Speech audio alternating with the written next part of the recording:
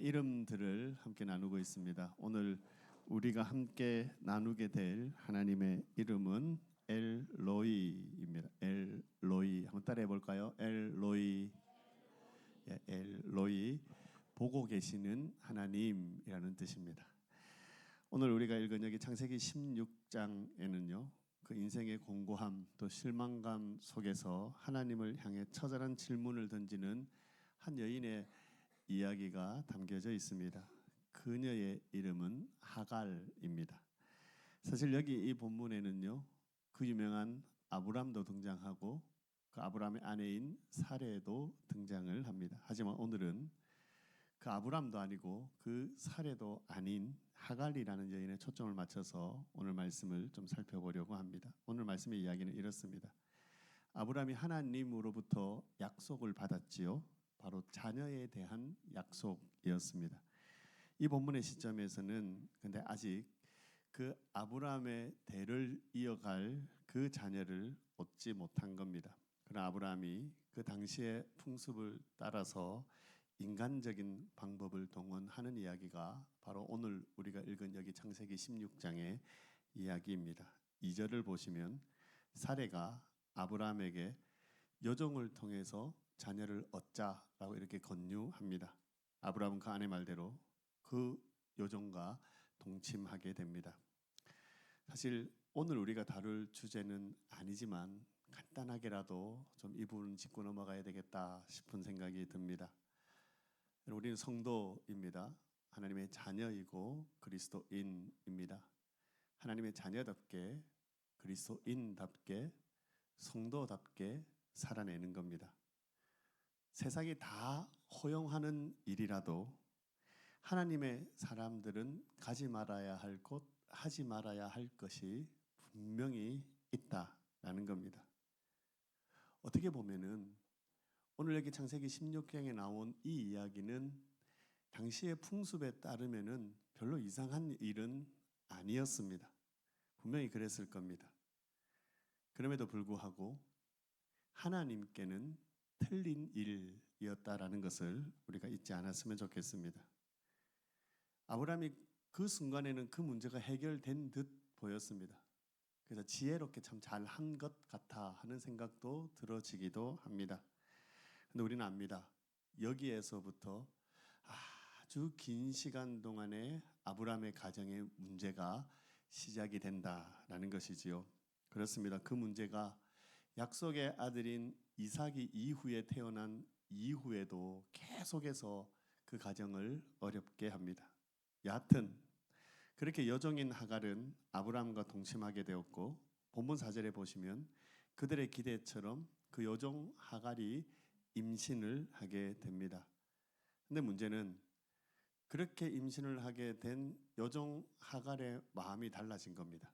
임신을 하면서 자신이 종이라는 사실을 잊어버리고 주제 넘는 일을 하는데 4절 하반절 보시면 자기의 임신함을 알고 그의 여주인을 멸시한지라. 이 여종 하갈이 분위기 파악을 지금 못하고 있는 겁니다. 가뜩이나 여주인 사례의 심경이 곤두서 있지 않겠습니까? 근데 그 주인인 사례를 멸시하다니 너무나 어리석은 일을 지금 이 하갈이 저지르고 있는 겁니다. 결국 어떻게 되겠습니까? 우리 경험하듯이 이걸 경험했다는 게 아니라 우리가 살면서 아내들에게 경험하듯이 모든 화살은 남편에게 돌아오게 됩니다. 그래서 아브라함은 그 가정의 평화를 위해서 본 부인인 사레의 편을 들 수밖에 없게 됩니다. 이렇게 이야기하죠. 네 몸종이니 네 마음대로 해라. 가뜩이나 질투로 가득 차 있던 그런 상황인데 자기 남편이 이렇게 편을 들어주니 사례가 힘을 내는 것이 당연한 것이겠죠. 옳거니 하고 그 임신한 여종 하갈을 학대하기 시작합니다. 결과적으로 여기 이 여종 하갈이 그 학대를 견디지 못해서 6절에 보시는 대로 사례 앞에서 도망합니다. 여주인의 학대를 견디다 못해 말 그대로 하갈이 가출을 하게 됩니다. 여러분 한번 생각해 보십시오. 그 당시에 홀로 감행한 가출입니다. 생명의 위협과 직결되지 않겠습니까? 갈 곳이 마땅치 않겠죠. 아니 어디로 가는지도 모르고 아마 달려갔을 겁니다. 학자들은 아마 이 하갈의 고향인 애굽으로 가는 길이었을 것이다 이렇게 이야기합니다만은 저는 개인적으로 그냥 무작정 갔을 것 같습니다. 그렇게 그 헤브론에서 오늘 본문에 이가 머문 자리가 약 110km나 되는 거리였다라는 겁니다. 엄청난 거리를 도망한 겁니다. 얼마나 정신없이 도망쳤겠습니까? 근데 그렇게 도망을 치다 정신을 차려 보니 지금 자기가 어디에 있는지 모르는 형편 가운데 놓이게 된 겁니다. 이제 그때서야 정신이 차려지는 겁니다. 아차, 큰일 났다. 그러면서 얼마나 이 여인이 두려워 떨었겠습니까? 홀몸도 아닌데, 그렇지요. 배가 불러오는 임산부 하갈이 얼마나 두려움 가운데 떨고 있었겠습니까? 그 두려운 감정뿐만이 아니었을 겁니다. 굉장히 외로웠을 겁니다. 쓸쓸했을 겁니다. 아니 원망과 분노에 휩싸였을 것이고 그렇게 절망 가운데 빠져 헤어나오지 못한 상황 가운데 이 여인이 서게 된 겁니다. 바로 이러한 때에 오늘 우리가 읽은 본문이 시작이 되는 겁니다. 오늘 읽었던 7절을 다시 보실까요? 여호와의 사자가 강야의 샘물 곧 술 길 샘 곁에서 그를 만나. 이런 바로 그 두려움과 원망과 분노의 자리에 있던 하갈에게 그렇습니다. 그렇게 절망 가운데 있던 하갈에게 여호와께서 찾아오셨다라는 겁니다. 여기서 우리가 유심히 보아야 하는 부분이 있습니다. 그렇습니다. 여호와의 사자가 그냥 우연히 지나치시다가 여기 이 하갈을 만난 것은 아니었다라는 겁니다. 그렇습니다. 하나님께서 그녀를 이미 알고 계셨습니다. 아니 이미 이전부터 여기 이 하갈을 보고 계셨습니다. 그녀가 왜 도망쳤는지도 이미 알고 계셨고 갈 길을 몰라 헤매고 있는 그녀를 하나님은 이미 보고 있었던 겁니다. 아니 하나님은 처음부터 끝까지 다 보고 계셨고 다 알고 계셨던 겁니다. 제가 여러분과 함께 오늘 만나고 싶은 하나님의 이름 그대로 오늘 여기 이 여인에게 다가오시는 겁니다. 엘로이, 보고 계시는 또는 감찰하시는 하나님이셨던 겁니다. 사실 여기 이 하갈은 우리가 아는 대로 별로 할 말이 없는 여인이었습니다. 왜냐하면 이 여인 스스로가 팠던 무덤이기 때문에 그렇습니다. 겸손하게 자기에게 주어진 삶을 살았으면 됐습니다. 근데 그 스스로가 교만해졌죠. 자신의 주인인 그 살해의 자리를 탐냈고 그렇게 주인을 멸시했다라는 겁니다. 그리고 그 결과 그렇게 이렇게 버림을 받게 된 겁니다. 아니 그 스스로가 버려진 자리에 내어 던져져 버린 것이죠. 여러분 어떻습니까? 남의 이야기처럼 제가 이렇게 툭툭툭툭 던지고 있지만 사실 오늘 우리 가운데 누군가는 이런 경험을 했을 것이라 생각이 듭니다. 그렇습니다. 할 말이 없을 때가 있습니다. 내 잘못으로 인해서 여기 이 하갈이 당하는 그 어려움을 당했던 경험이 저는 있습니다. 한번 자소해 보십시오. 여러분들 어떻습니까? 예, 혹 있는 분이 계실 겁니다. 그럴 때 제 기억을 떠올려 보니 할 말이 없는 겁니다. 하나님 앞에서 더욱더 그런 것이죠. 그렇게 인생의 가장 공고한 시간을 보내고 있는데 그렇게 가장 힘들고 어렵고 외로운 시간을 보내고 있는데 내 잘못이니 누구에게 하소연하지도 못하는 겁니다. 그렇게 내 옆에 사람들이 하나 둘 떠나가는 겁니다. 아니 그들이 떠나기보다 내가 그들을 피하고 그들을 떠나지요. 여기 이 하갈이 그런 겁니다. 그 누구도 그녀와 함께 해주지 않는 겁니다. 그 아이의 아빠인 아브람조차도 그러했습니다. 뿐만 아니라 자기가 떠났습니다. 자기가 도망했습니다. 힘들고 어려워서도 그렇지만 어쩌면 그 자존심이 허락하지 못해서 그 자리를 도망했는지도 모르겠습니다. 그렇습니다. 결과적으로 자기가 떠났든 그리고 도망해야 했던 지금 그 자리에 아무도 없습니다. 그의 아이의 아빠인 아브람도 마저도 그 옆에 있어주지 않습니다. 근데 여러분, 우리가 말씀을 통해서 분명하게 보는 것 하나 있습니다. 그런 자리에 한 분 하나님이 계시는 겁니다. 모든 사람이 그를 떠나고 심지어 아이의 아버지인 아브람도 그를 버렸지만 그렇지 하나님은 거기에 계셨습니다. 중요한 것은 제가 사실 이 부분을 너무너무 좋아해서 자꾸 표현하는데요. 이미 그녀와 함께 하고 계셨습니다. 그 110km의 먼 거리를 정신없이 도망했던 그 순간부터 이미 하나님은 그녀와 함께 하고 계셨습니다. 그 문제가 시작되어지는 그 지점부터 그리고 지금 홀로 버려졌다 여겨지는 그 자리에 여전히 엘로이 보고 계시는 하나님이 그를 감찰하시며 지켜보고 계셨던 겁니다. 우리는 압니다. 우리 하나님은 단 한순간도 그 사랑하는 이들에게서 눈을 떼지 않으시는 분이시라는 사실을, 단 한순간도 눈을 떼지 않으시고 살피시고 관찰하고 계시는 엘로이, 보고 계시는 하나님이심을 우리는 너무나 잘 압니다. 여기서 중요한 것 하나는 하갈이 드디어 그 하나님을 만났다라는 사실입니다.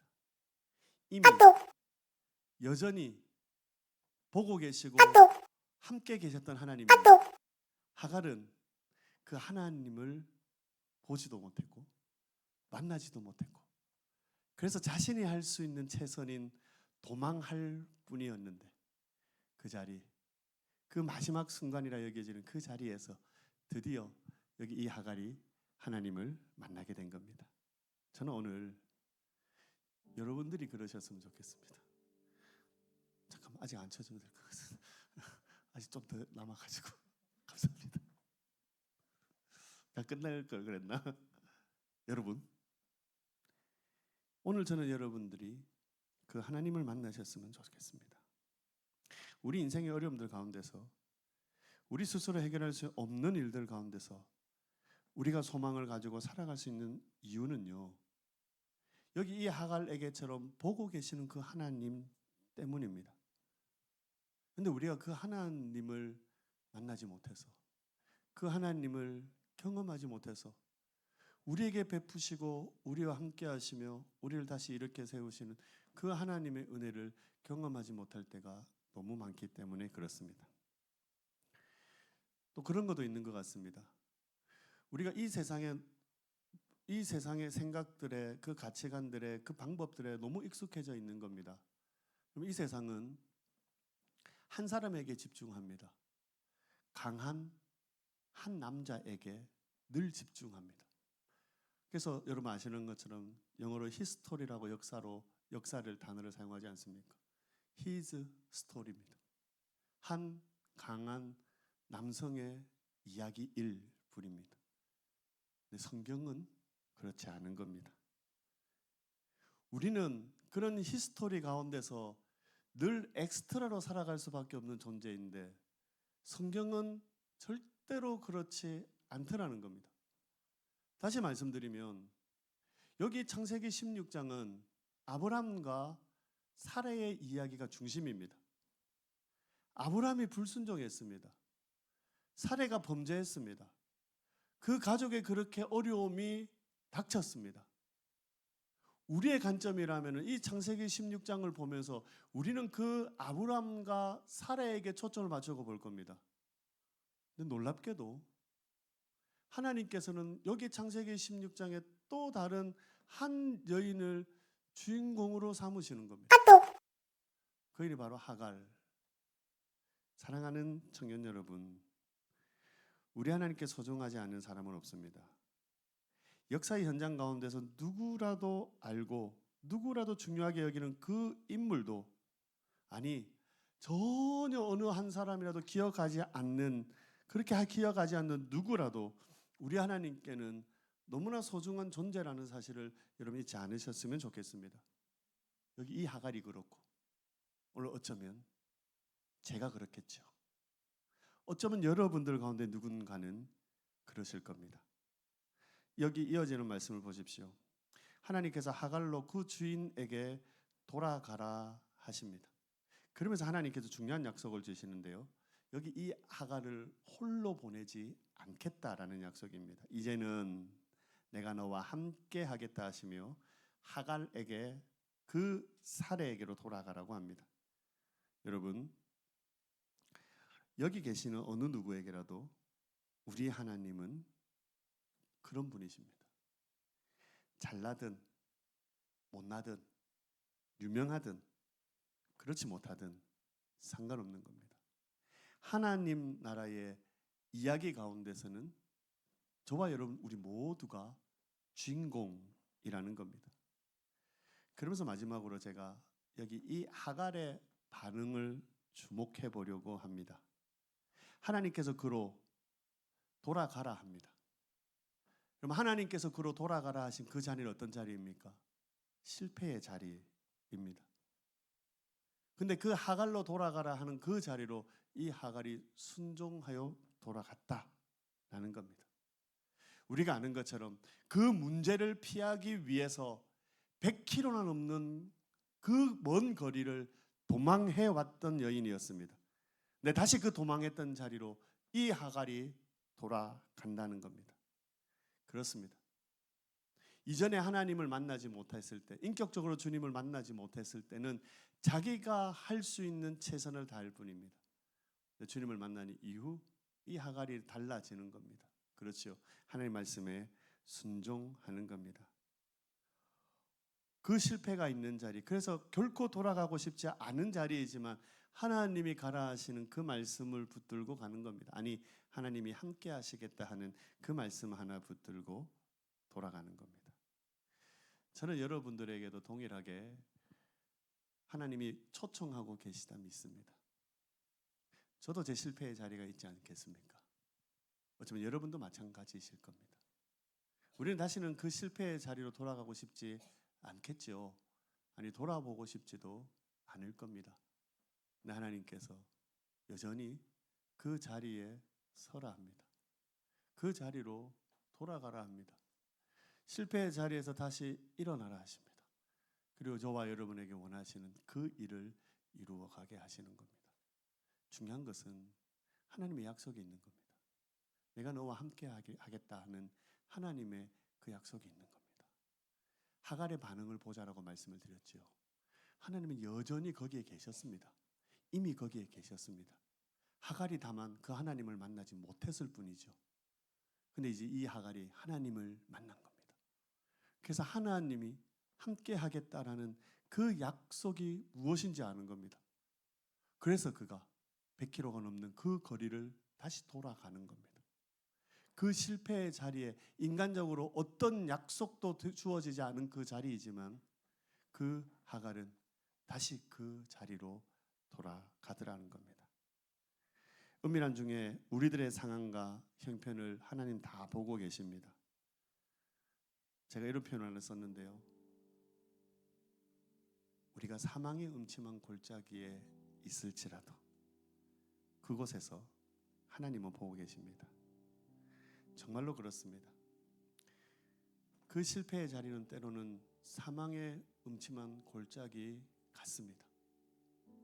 그래서 내 인생의 마침표다 싶은 그 자리입니다. 정말 그렇습니다. 내 인생의 마침표다.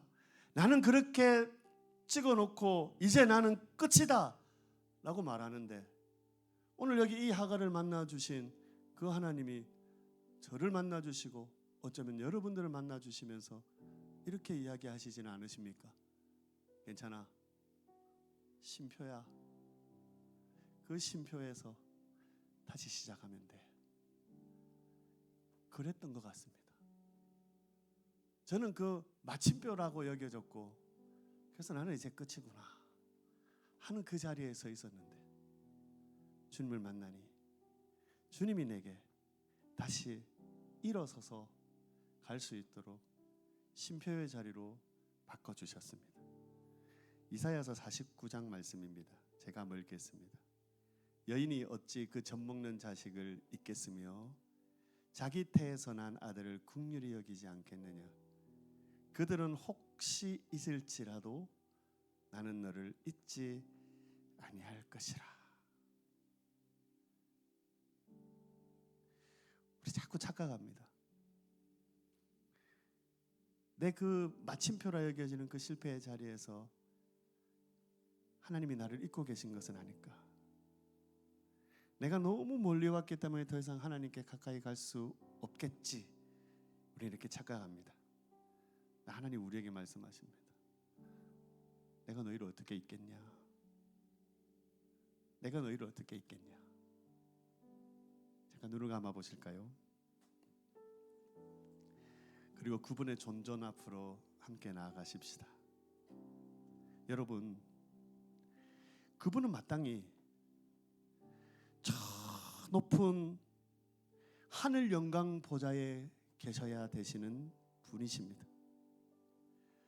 홀로 당신이 그곳에 거하여 계시는 분이셔야 합니다.